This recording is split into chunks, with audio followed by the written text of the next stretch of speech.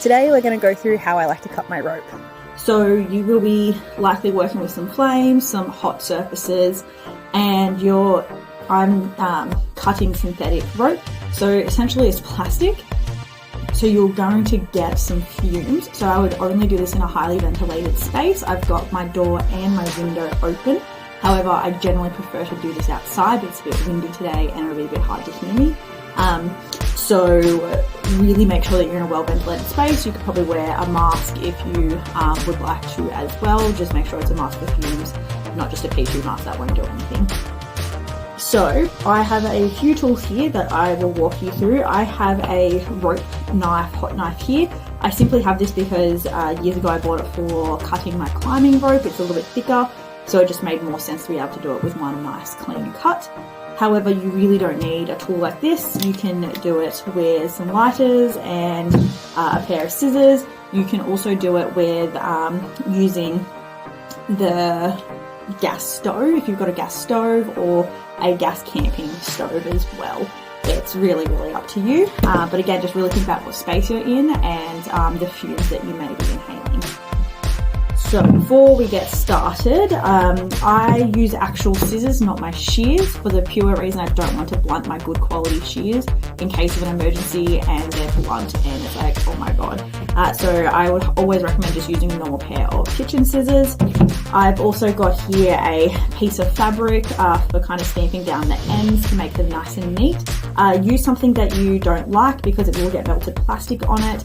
If you use something that has a synthetic material, it will likely stick.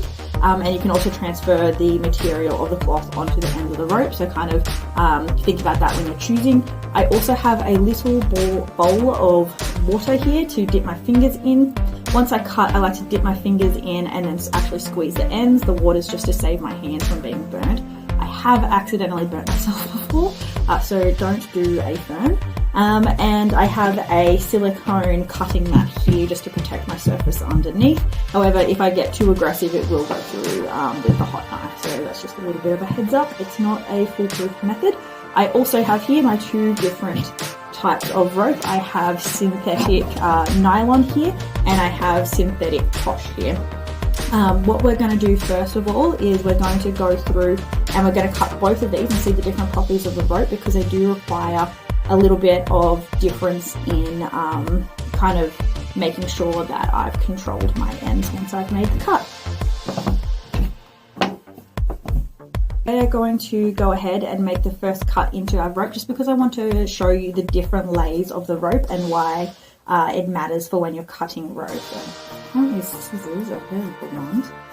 Perfect. So I'm just going to do that. Then I'm going to cut my posh here to show you kind of an intersection of, oh wow, this kitchen scissors are really cool. Perfect. Okay, so as you can see, the transept of our ropes look a little different. The posh here is a twisted lay rope, so the ropes are actually twisted around each other and generally in a 3-strand twist. Our nylon here is a diamond braid, so it's not just laid around each other, it's interwoven, and you can see how many individual strands make this up. I believe there is one, I think there's about 8, 1, 2, 3, 4, about 8 I believe. And as you can see, this posh with just the cut has already started untwisting quite a lot without me tugging on it too much, whereas a diamond braid, it really kind of just keeps its form a fair bit more than the posh does, which is not to worry, it just means a little bit different considerations when cutting each type of rope. So let's start with the nylon synthetic. This comes from the Art of Rope. I absolutely love their range of synthetics. So what we're going to do is I'm just going to cut behind the fray, and I'm just going to wait till my hot knife starts smoking a little bit. This does create a lot of fumes, and you'll see it as it comes up when I'm cutting. So just make sure you're in a well ventilated space. So as you see, we are cutting through. Perfect. So we have made one single cut. As you can see, if I was to let that dry, there is a little bit of, you can see it's not quite melted. So essentially the aim here is just to melt it all together to keep it nice and tight to stop it from fraying itself. And these edges, if I was to let this dry like this, it's still a little bit soggy, so it's not too sharp at the moment, but it can get quite sharp, which means when you're doing rope pulls, you could accidentally cut. I have made that mistake when I was a little bit lazy with one of mine and I had a little bit of a melted end, and it can get quite sharp, so just beware. Yeah, that's already quite sharp now. I don't know if you can see on the camera, but that's already made some lines on my skin.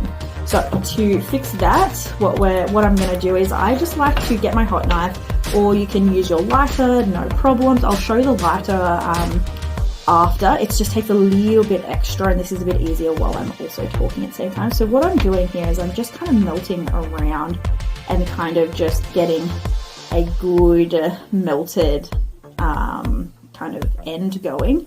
And then what I'm going to do is I want to keep this quite hot and melted, and we're just going to melt a little bit more around the edges, trying to kind of fold those sharp edges down.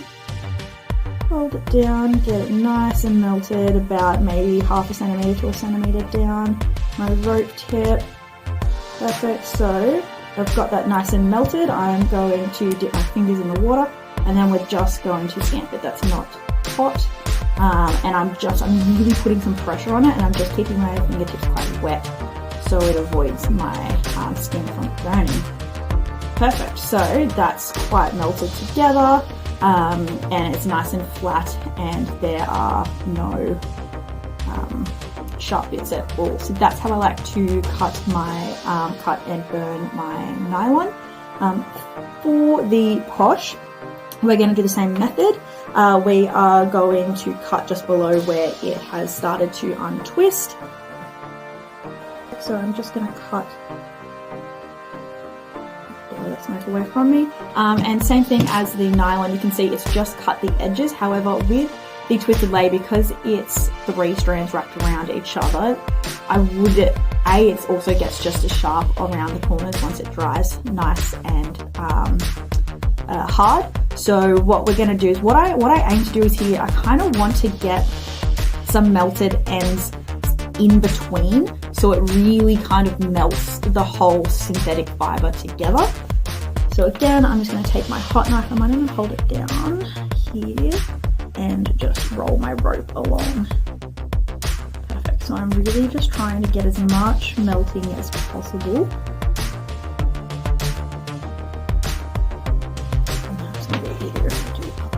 Usually do it. So again, kind of rolling in, trying to get those fibers to kind of stick together inside.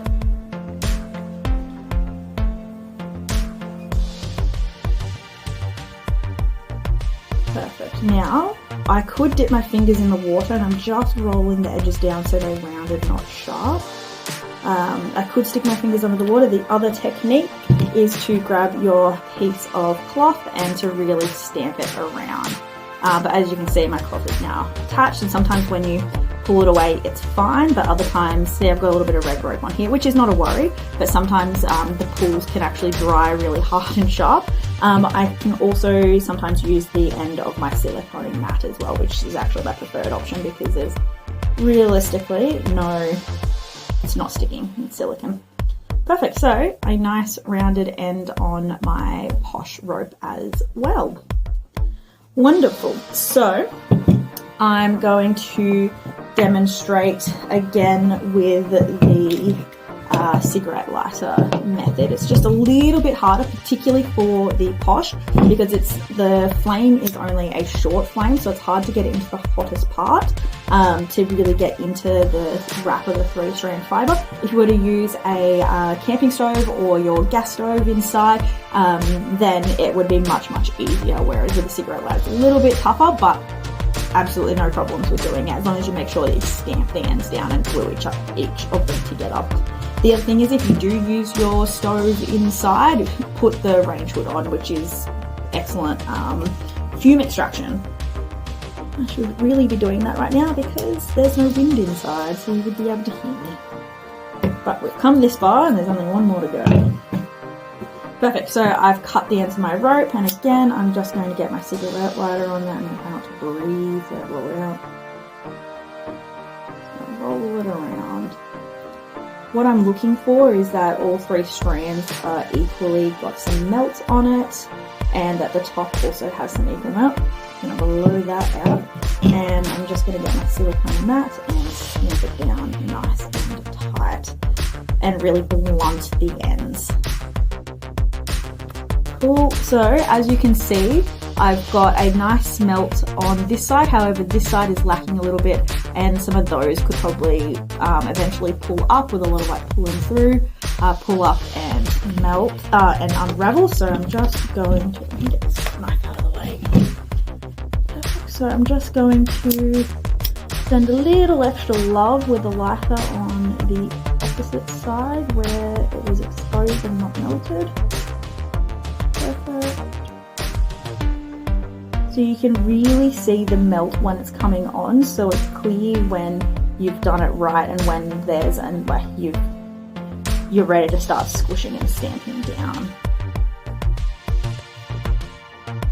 And obviously this method doesn't release as many fumes, so that's also a bonus with using the lighter over something like the hot knife. Cool, so I'm stamping it down. Really blunt those ends.